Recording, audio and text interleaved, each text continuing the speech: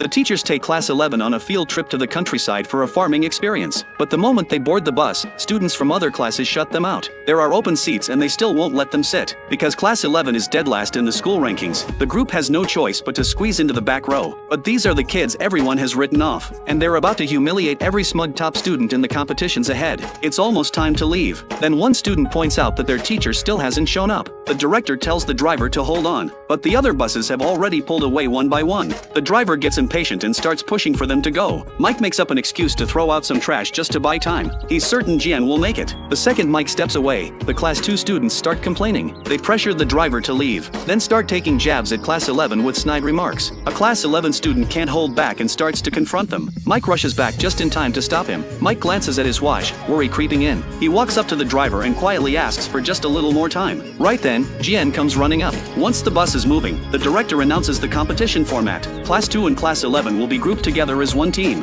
Class 2 explodes in protest. They're convinced Class 11 will drag them down. As far as they're concerned, they belong with Class 1, not the bottom of the barrel. Mike hears all of it and makes the call on the spot. Class 11 competes on their own. Everyone is excited about the trip. Everyone except Annie, who looks anxious the entire time. The location is her home village. She doesn't want her classmates to see her father. She'd already called him that morning and asked him to stay away from the orchard. When the bus stops, Annie refuses to get off. She claims she has a stomachache and wants to stay and rest. Mike sees right through her. He walks over and hands her some medicine without a word. Annie has no way out.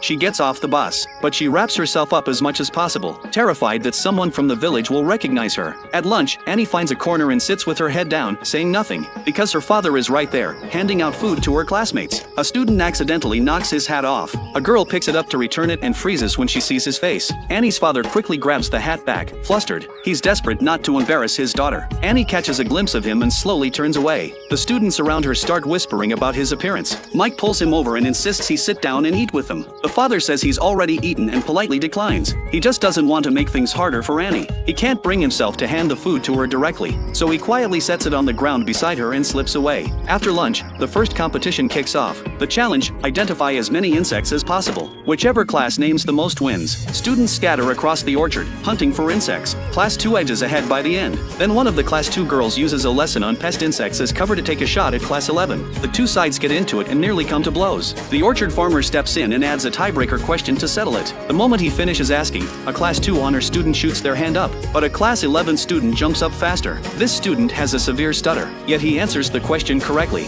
and not once does he stutter. His classmates leap to their feet, cheering for him.